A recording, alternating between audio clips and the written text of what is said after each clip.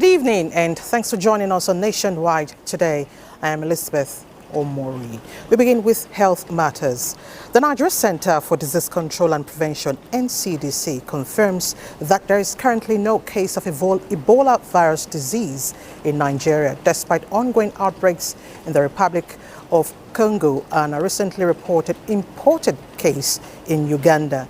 In a statement issued by the agency's Director General, the NCDC says it is closely monitoring developments across the region and collaborating with relevant stakeholders, including the Port Health Service of Federal Ministry of Health and Social Welfare, to strengthen vigilance and preparedness within the country's public health system, noting that surveillance systems for Ebola and other epidemic-prone diseases remain active nationwide. NCDC urges Nigerians to remain calm, practice proper hand hygiene, avoid contact with the body fluids of sick individuals, and report any unusual illness to the nearest health facility.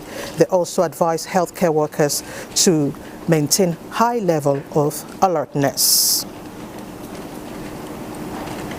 Now, the National Hajj Commission of Nigeria, NACON, has secured full operational licenses to run its medical arms in Medina and Makkah for the 2026 Hajj pilgrimage. Hundreds of Nigerian pilgrims have continued to access health facilities with more than 50 referrals. Correspondent Abuja reports. Several units of the health center are now officially operational, with more than 200 medical personnel across strategic sections of the center, in line with the terms and conditions of the Saudi authority. The issuance of visa for this year's Hajj is tied to medical certificate of fitness, and that's exactly what we did. If we must start our practice, we must be licensed. We have 5 clinics, 2 in Medina and 3 in Makkah. These medical personnel are divided into 3 shifts, each working towards meeting the growing health demands of pilgrims in the 2 holy cities, with plans to reinforce services during activities in Mina and Arafat. The Saudi authority told us if we have an emergency, usually we call 997. Okay. Yes, very easy. That is to complement what we are doing. A lot come with malaria, upper respiratory tract infection, that's cold and catcher. Then body ache, because they always move to Haram. So when they come, you have to say, it's good to go for prayers, but you need to rest. 4 deaths have so far been recorded, with all the patients having similar health history of heart-related illnesses, which is part of the 8 health conditions under the ban list of the Saudi authority. From Makkah, the Kingdom of Saudi Arabia, Abubakar Akwanga, NTA News. And back home, efforts to improve public education and healthcare infrastructure in Taraba State are receiving renewed attention, with plans for the upgrade of schools and ongoing investments in health facilities. Correspondent Awal Abdullahi reports that the inspections of key public institutions in Jalingo by Governor Agbo Kefes focused on state of infrastructure and service delivery. Poor infrastructure in public schools and healthcare facilities has remained a major challenge affecting learning and service delivery in many parts of Taraba State. Inspection of the ongoing remodeling of the Taraba State Specialist Hospital Jalingo shown progress in effort aimed at improving healthcare facilities and expanding access to quality medical services. Concerns were also raised over the condition of facilities at the Government Science Secondary School Jalingo, with calls for urgent intervention. Proposed measures include classroom renovation, fencing, improved sanitation facilities, water supply, laboratories, security posts, and staff accommodation. So we are here to inspect those classrooms to see that we renovate them and make it very conducive for you to learn. The move highlights growing efforts to strengthen public institutions and improve standards in the education sector across Taraba State. In Jalingo, Awal Abdullahi, NTA News.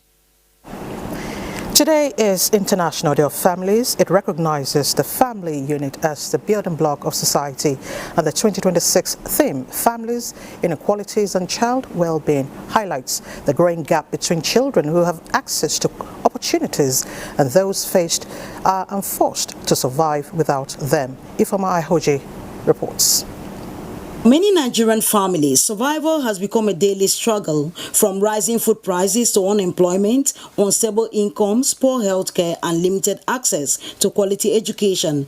Parents are increasingly finding it difficult to provide the basic needs their children require. There are a plethora of issues in security, the economy. The economy is biting on everybody. And that also goes to the psyche of every parent. You can't give what you don't have. Most time, you see some children failing or said they've not eaten. If when you're eating, see some of them doing what Nigeria call longer throats. It affects them. Child development experts warn that prolonged exposure to poverty and instability can affect a child's confidence, mental well-being, and future potential. From years of experience, you see children that are good, they have that inbuilt ability to do things. But because their family, the parent, they cannot provide the basic needs like textbooks, they cannot send them to good school, they don't follow up homework, nothing. You see that child struggling. In Edo State, one example is Cameroon camp in Jigawa, where families, many believed to be Bakassi returnees, were resettled years ago, continue to live in difficult conditions. Inequality in families, we are wretched. We are like the fourth citizens in this Bayelsa, and we face a lot of that inequality because our children are not going to school. We cannot feed them. We are financially handicapped in this camp. That is the reason why we have the inability to sponsor our children to school. As conversations continue globally on inequality and family welfare, many believe that protecting children must begin with strengthening the families raising those children. In Yanagwa, the Bayelsa State capital, Ifeoma Ihoje, NTN News. Thank you, Ifeoma. Meanwhile, the wife of the governor of Jigawa State Hajj, Amina Umar Namadi, has launched a special mass wedding support initiative for orphaned brides aimed at restoring hope and strengthening family values across the state. The intervention, themed Building Homes, Restoring Hope, is designed to assist vulnerable young women, particularly orphans who cannot fulfill their dreams of marriage due to financial hardship. Mohammed Musa Skira tells us more. The wedding program, sponsored by Hajia Amina Namadi and coordinated through the State Hisba Board, brought together 150 couples drawn from the 27 local government areas of the state. The beneficiaries were carefully selected among less privileged orphaned brides whose marriages had earlier been contracted according to Islamic injunctions before they were formally presented to the governor's wife and other dignitaries for prayers and blessings. As part of the support package, each groom received 50,000 naira as bride price on behalf of his bride, while the brides were provided with essential household items, including beds, mattresses, sets of cushion chairs, and other domestic materials to help them begin married life comfortably. This event is a very meaningful step towards showing love, care, support to the orphan girls in our society.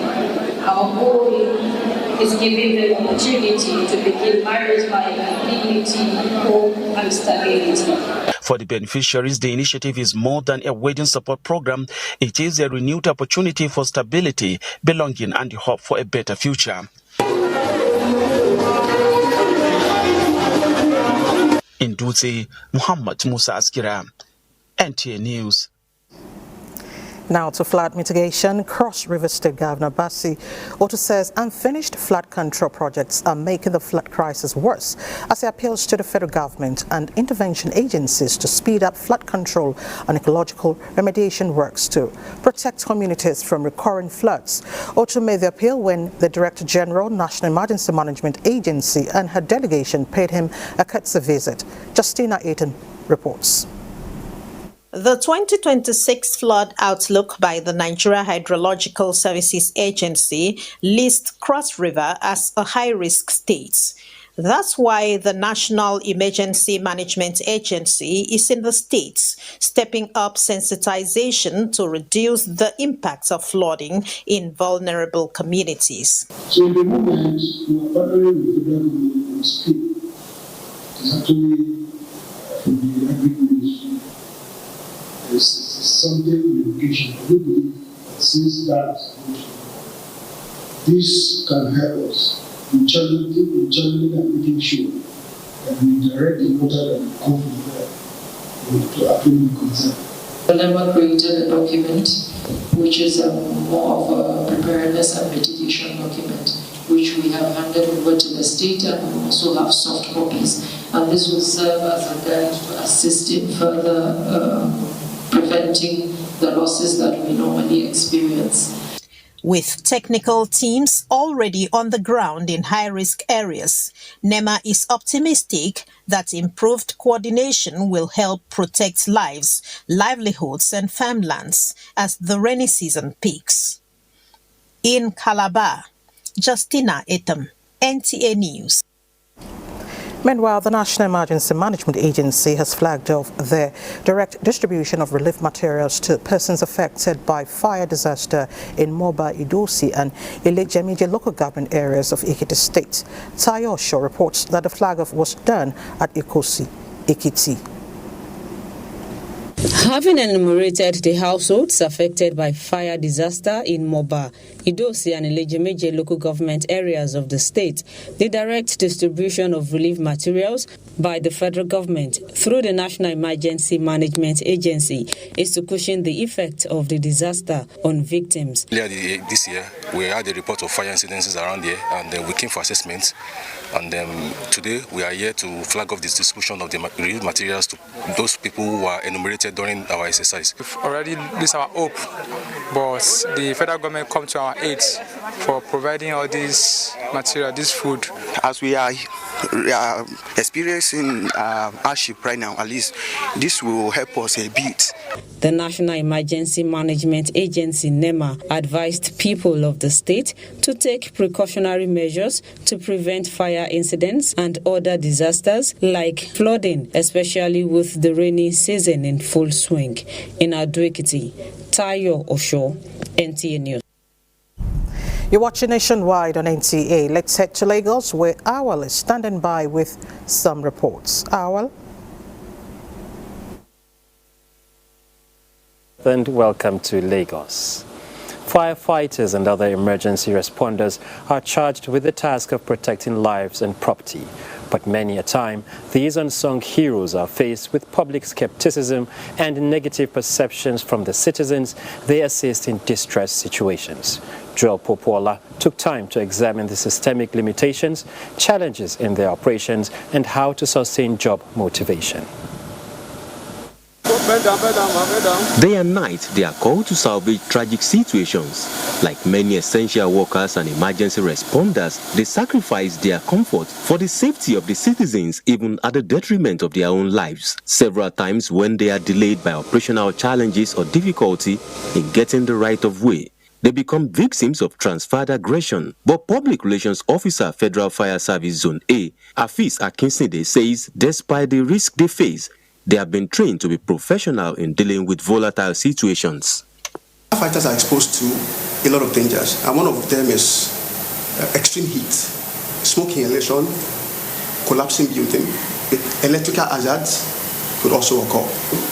With discipline, with teamwork, and the use of personal protective equipment, we're able to minimize this risk. Apart from responding to emergency, the firefighters are also adopting proactive measures by enlightening members of the public on safety measures to curtail fire outbreaks before it spirals out of control. Opportunity for advocate to people to please ensure that they take fire safety as a priority. Members of the public say emergency responders should be better equipped to improve their efficiency. Very disturbing for one to see his property get burning.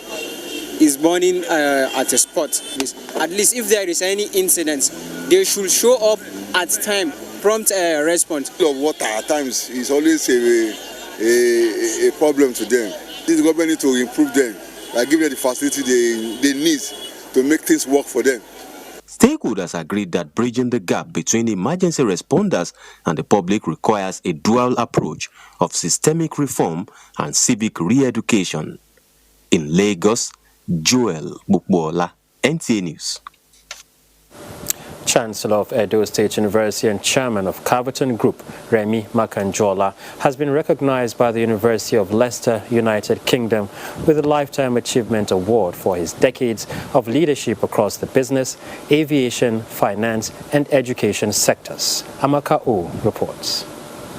Born in Lagos, Mr. Makurdi began his academic journey here at the University of Leicester. Accompanied by members of his immediate family where he was honored in the United Kingdom, Remy Makanjola is widely regarded as a silent achiever. He is an alumnus of the University of Leicester where he bagged a bachelor's degree in economics in 1976 and a master's degree from the University of Manchester. His entrepreneurial vision led him to establish the Caverton Offshore Support Group PLC, which is one of the leading providers of marine and aviation logistics in West Africa. It's been a pleasure to make sure that other students will aspire to this by doing better than what He has contributed significantly towards strengthening public security and safety of infrastructure in Lagos State. His philanthropy, generosity, and benevolence has far-reaching impacts beyond his home state to various institutions of learning across the country,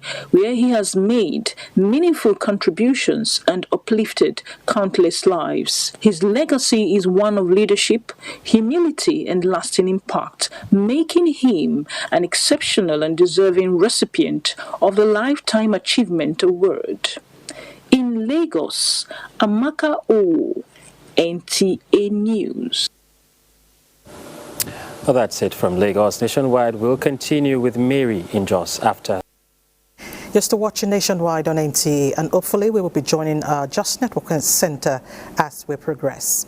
Now let's talk security. The Defense Headquarters has issued a statement clarifying the recent elimination of a high-profile terrorist commander, Abu Bilal al-Minoki, during a joint operation with the United States Africa Command on the 16th of May 2026. The statement concerns another terrorist bearing the same title who was eliminated in 2024.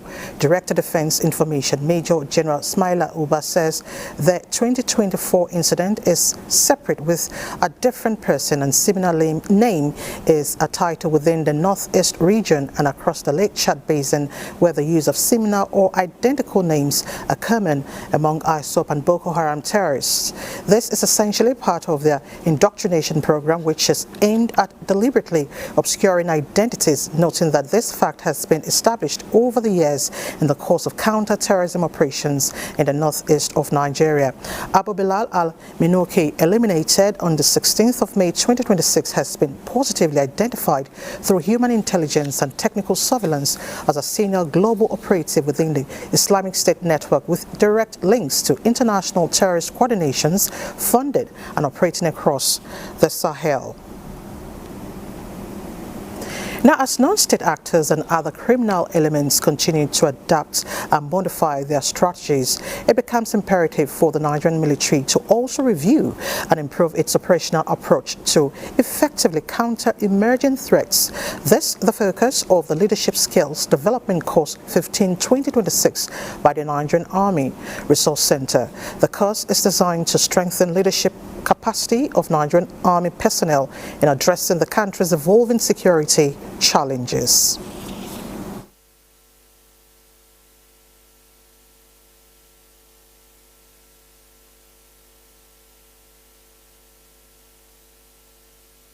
Basically, this course is for personnel of the Nigerian Army, rank of lieutenant colonels and below.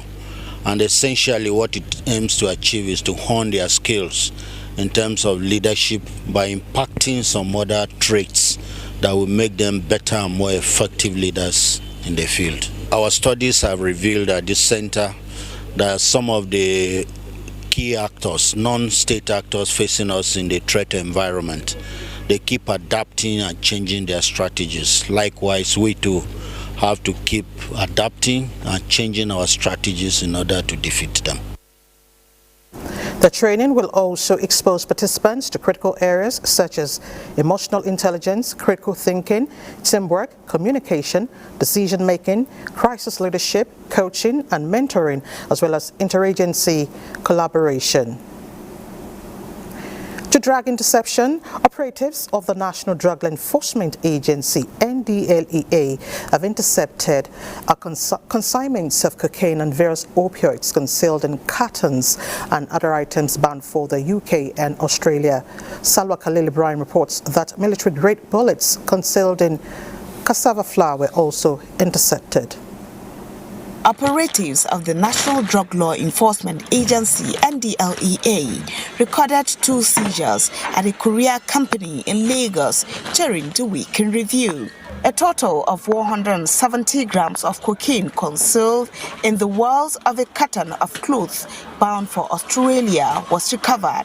In a separate carton headed for the United Kingdom, operatives recovered a range of opioids, including 200 ampoules of pentazocine injection, 1,100 capsules of tramadol, and 100 ampoules of promethazine injection. Meanwhile, NDLEA officers on patrol along the Abuja-Kaduna highway intercepted a large cache of military-grade ammunition.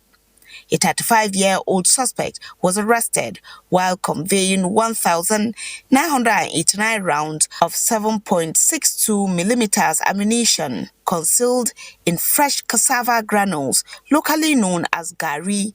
Both the suspect and exhibits have since been transferred to another security agency for further investigation.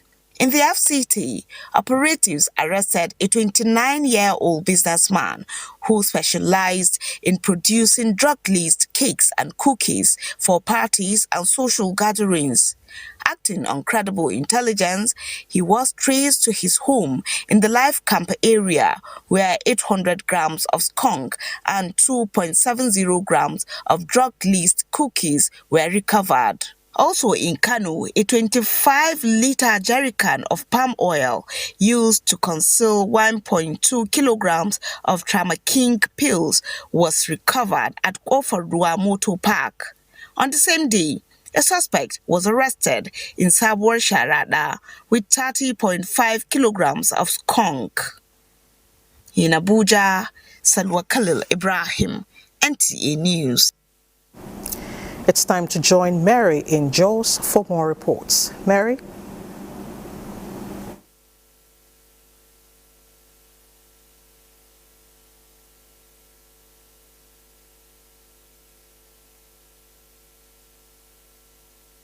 Thank you, Elizabeth, and welcome to Jos. Plateau State government has banned night mining and night grazing while expressing strong commitment to end the circle of violence in the state. Governor Caleb Mutfwang says this when he held a town hall meeting with stakeholders in Barkin-Ladi LGA over renewed attacks. Grace Akwego Tips Report is here presented.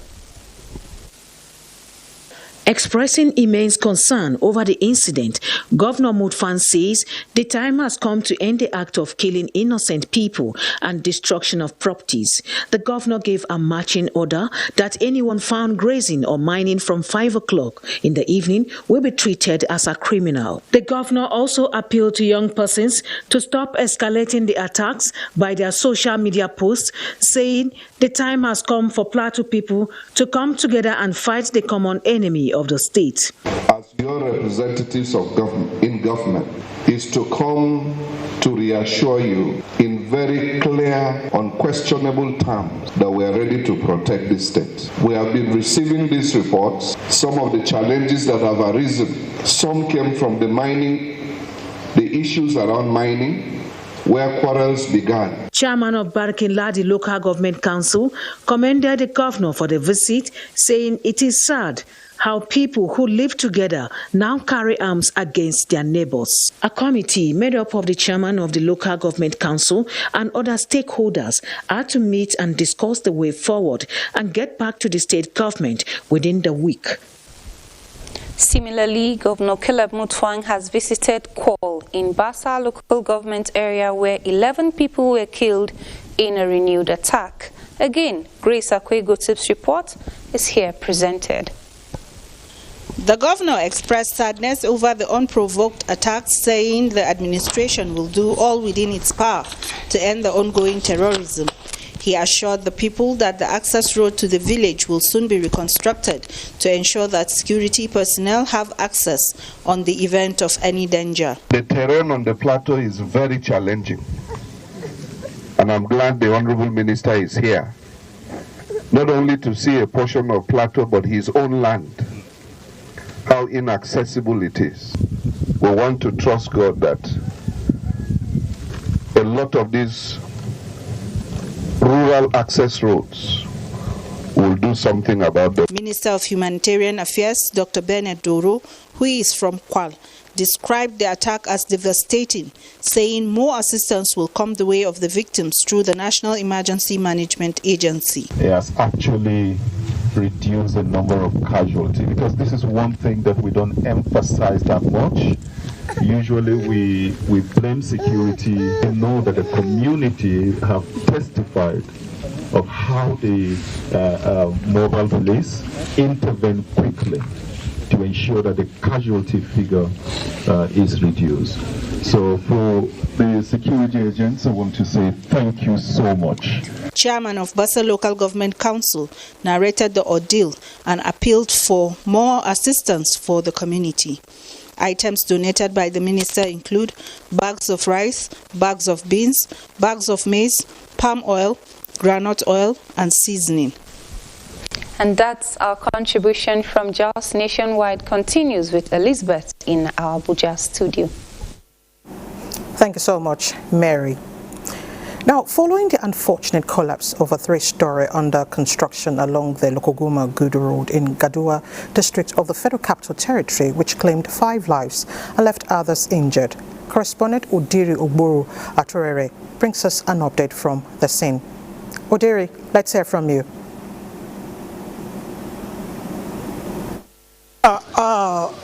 Good evening, Elizabeth, and thanks for... I'm right at the site of the collapsed 3-story building, which was under construction.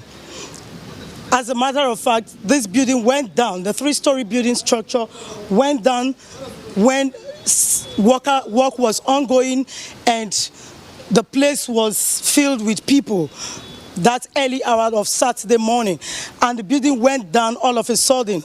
At this moment, we are here to ascertain the cause, the reason for the collapse. Yet, we discovered that the officials who were here yesterday carrying out the search and rescue operations are no more here at the site at this moment.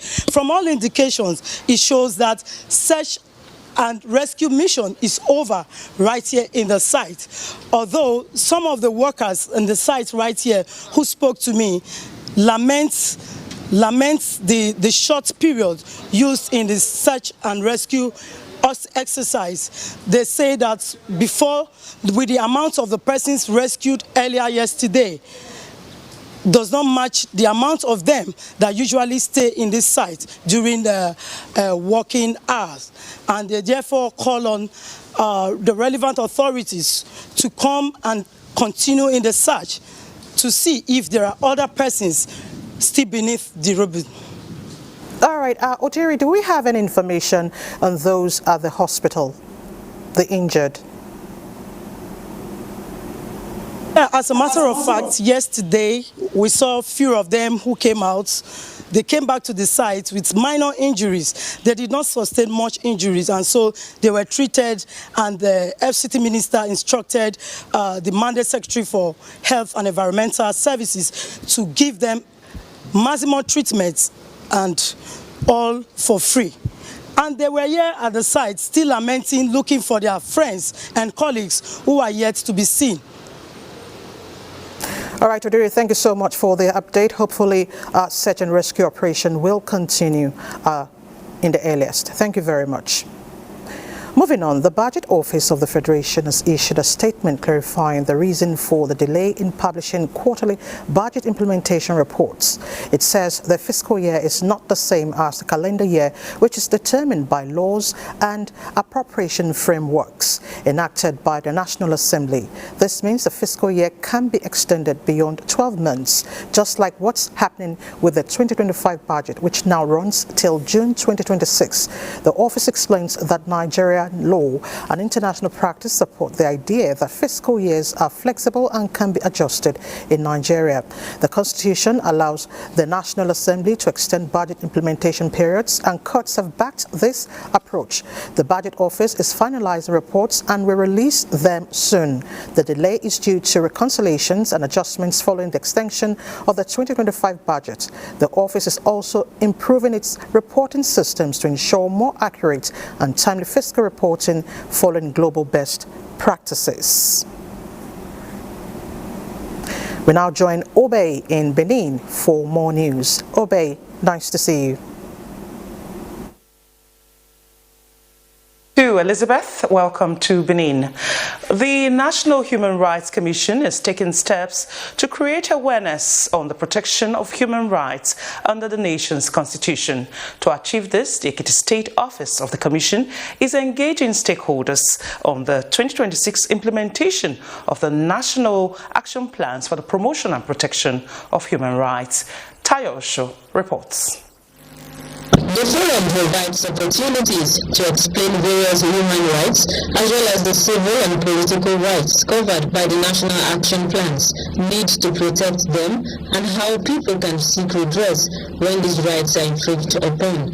The state coordinator, Oluwapamile Shodende, enumerated the key objectives of the National Action Plans to include identification of gaps, challenges, assessment, implementation, and opportunities based on stakeholders' inputs.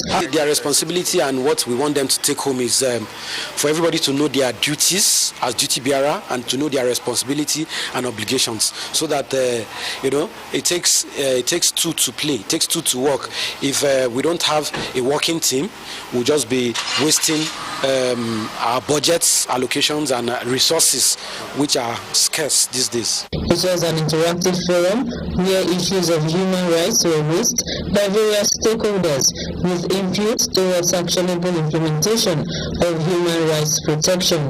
These rights are to be protected by various MDs in one way or the other. We have learned that we should continue to ensure that we protect the rights of the citizens. The Nigerian National Action Plan recently unveiled aims at strengthening democracy and enforcing compliance with human rights standards in governance in Ekiti. Tayo Osho, NTA News. Governor Monday Ukpewolo has urged 95 intending pilgrims from Edo to uphold the state's image as they depart for Saudi Arabia for the 2026 Hajj. The governor gave the charge at a welfare ceremony held at the Muslim Pilgrims Welfare Board in Benin. Goodluck Enaini reports. Clerics, traditional rulers, and leaders of Muslim organizations gathered to pray for the pilgrims' safety and a successful exercise. Representing the governor, Secretary to the State Government, Umar Musa Hilo, advised the pilgrims to avoid any conduct that could tarnish the image of Edo State and Nigeria. He said the government remains committed to supporting the Muslim community and ensuring pilgrims' welfare throughout the Hajj. He added that the governor Okpewelo's inclusive style of governance has strengthened ties between the administration and the Muslim community in the state. In the light of the various challenges the country is facing, it will be a good opportunity to channel some of these concerns to He that is able to do all things, Almighty God, to pray for the state, pray for its leaders, as well as pray for the country. The Amiru Hajj and Ogiega of EBA, Malam Ali Suleiman, alongside the chairman of the Edo State Muslim Pilgrims Welfare Board, Musa Muhammad Ujimo, urged the pilgrims to reciprocate government support by conducting themselves exemplarily in the Holy Land. The only way to show gratitude for the support the government has given us is to be of good conduct and ambassadors to Edo State. Although 351 people initially registered with the board, only 95 will participate in this year's Hajj. The contingent include 50 males and 45 females, along with officials. In Benin, Goodluck Enaini, NTA News. And that's it from Benin. Nationwide continues with Susan in Makurdi right after. You join us in Makurdi. Concerned women in Makurdi community, in collaboration with Salt City Hope for Orphans and Widows Foundation, have carried out a sensitization campaign in Makurdi to highlight the harmful effects and dangers of cultism and drug abuse. Masifan Dankaro reports that women and children participated in the program. The sensitization campaign, which is aimed at educating residents on the social and health implications associated with substance abuse and involvement in cult groups, championed by Concerned Women and Salt City Hope for Orphans, is targeted at women and children, especially youth groups in Makurdi. Participants urge community leaders and security agencies to work together to protect young people and curb the spread of these vices in the state. So we decided to call ourselves together to do the spiritual cleansing. This is from our hearts, that we are cleaning the messes we have found in our children. We dey talk about our children. Our children, let them hear, I beg, drugs and courtesies. It's not good. The Benue State Commander of NDLEA, represented by Head of Counseling and Rehabilitation, Juliana Idoko, applauded the organizers for the initiative, saying cultism and drug abuse are twin evils destroying youth and threatening community peace. As families and everything, we should watch out for our children and watch out for our neighbors too. And then, anytime they see law enforcement officers coming around their community, instead of attacking these officers, they should assist the officers. Serikin Hausawa Sani Yusuf, who spoke on behalf of the traditional rulers, assured of his support to the women to fight drug abuse and cultism in the state. We will make sure the collaboration between us and the security agencies continues, and we will robust it. Special sanitations were held signifying cleansing of social vices in the state. In Makurdi, Masifan Dankaro, NTA News. Citizens in Benue State may soon have a clearer understanding of their rights. This is as stakeholders converged for a consultative meeting on Nigeria's National Action Plan focused on closing the knowledge gap around fundamental freedom. Grace Anyalewa Ichekwa reports. The National Action Plan is a working document that explains Nigeria's most comprehensive rights blueprint. The document represents a collective commitment by government institutions and non-state actors to address existing gaps, respond to emerging challenges, and build a more inclusive and rights-respecting society. The NAP reinforces the commitment of the present administration in particular and the government of the Federal Republic of Nigeria in general to the promotion and protection of all human rights as guaranteed by the Universal Declaration of Human Rights and other international and regional instruments to which Nigeria is a party, as well as the Constitution of the Federal Republic of Nigeria. Some of the participants say the meeting is timely with the current security challenges bedeviling the country as the rights of citizens are being infringed upon. The government should be intentional about protecting rights, especially those at the IDP camp. This training now, it will go a long way to ensure that all government organizations and agencies or establishments who participated in this training to cascade it down to all levels. They are calling on all institutions to step down the basic knowledge obtained from the meeting to the hinterland to create more awareness on human rights. In Makurdi, Grace Anyalewa Ichekwa, NTA News. And that does it from Makurdi. It's back to Elizabeth in Abuja for more on Nationwide. Thank you, Susan, and nice to see you. Now to the APC primaries. The National APC Electoral Committee has described the conduct of the House of Representatives primaries as largely peaceful and orderly. Chairman of the Electoral Committee, Sally Yipmong, made this known after monitoring conduct of the primaries in some parts of the metropolis in Lagos. Musa Tolia reports. Not less than 91 aspirants screened by the APC Screening Committee contested for available 24 House of Representatives seats across 245 wards in the state.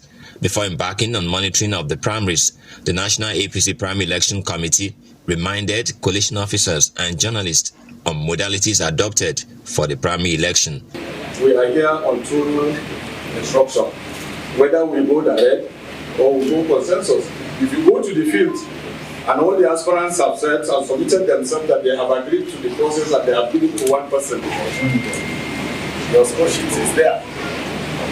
You can return it as a consensus candidate. Equally said, go to the party secretariat. Don't go to any hotel. God will go with you.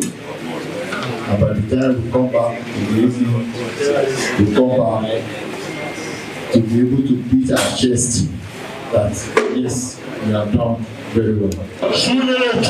With the distribution of electoral materials done, it was time for the National APC Primary Election Committee to monitor election primaries at various federal constituencies in the state. Whoever that comes victorious is going to be certified according to the law and is going to be announced at your constituency level and announced at the state level. Chairman, National APC Primary Election Committee commended party leadership and faithful for conducting themselves peacefully. In Lagos, Musa Toliag, NTA News. Meanwhile, Senate President Godswill Akpabio was among stakeholders of the All Progressives Congress in Akwa Ibom State who appreciated the leadership of the party at the state and national levels for initiating steps that led to what they described as peaceful and transparent House of Representatives primaries. Clement Barikwe reports.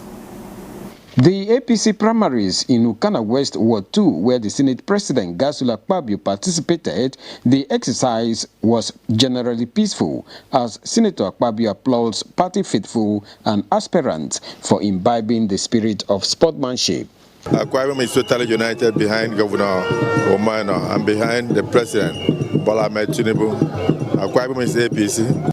At Ibom Eastern Ward 2, where the Nigerian ambassador-designate to Germany, Senator Ita Inang, joined other party faithful in the exercise, the major contender in the race stepped down few hours to the primaries after a series of consultation with supporters and party leaders. This, however, did not stop the exercise as party faithful queued behind the only aspirant and current member representing Itu Ibom Federal Constituency, Ime Okon.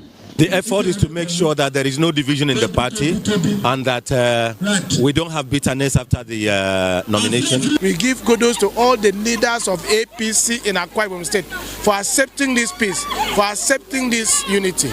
Across the state, the APC candidates for the House of Representatives in the 2027 general elections emerged through consensus, a development stakeholders say has further strengthened existing peace and unity in the party.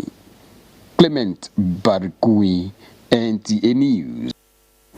And from Akwa Ibom, we move to Zaria, where the Speaker of the House of Representatives, Tajuddin Abbas, says the people of Zaria Federal Constituency should expect more dividends of democracy if elected in the 2027 general elections. He stated this after his affirmation as the House of Representatives candidate for the All Progressives Congress in Zaria constituency. Haruna Mohammed reports. The affirmation marks the beginning of his candidacy for the Zaria constituency under the platform of the All Progressive Congress as delegates gather to either vote or affirm the party's candidates. Tajuddin Abbas from Korbai B Ward in Zaria was endorsed by more than 1,300 APC members from the 13 wards of the Zaria Federal Constituency as their candidate for the 5th consecutive time in the next general election. This is the beginning of his leadership career. What I have in mind for him, I will tell you here, I'll tell you later. The Speaker of the 10th National Assembly, who emerged unopposed, thanked the constituents for the trust and assured them of adequate representation if elected. You lead well, you lead with integrity and with transparency. People will follow you wherever you go. People will support you whenever you call on them. This is one example of what the people of Zaria have done for the 5th time. The Speaker is the first member of the National Assembly from Kaduna State to serve a 4th term in office. Haruna Mohammed, NTA News. Still on declarations, the former National Coordinator, National Social Investment Program, Professor Umar Buba-Bindir, says he will ensure purposeful representation and people result-oriented policies if given the chance to be at the National Assembly. He stated this while declaring his ambition to contest for Adamawa Central Senatorial seat at the Red Chamber on the platform of the All Progressives Congress. Rayanu Bala reports. Supporters, family and friends gather in solidarity and support of senatorial ambition of Professor Umar Buba-Bindir for Adamawa Central. Buba-Bindir said the event is not just about official declaration, but a commitment to serve the interests of people of Adamawa Central. With the knowledge and experience in various positions as public servant, deployment of technology-driven systems to revive education sector, and creating job opportunities for the youth to be more productive are some of his priorities.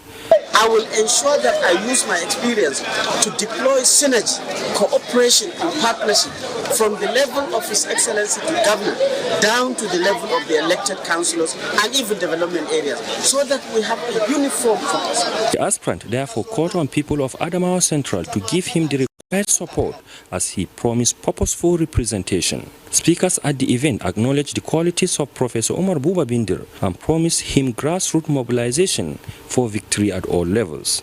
In Iola, Rayanu Bala, NTA News. Next is sports update.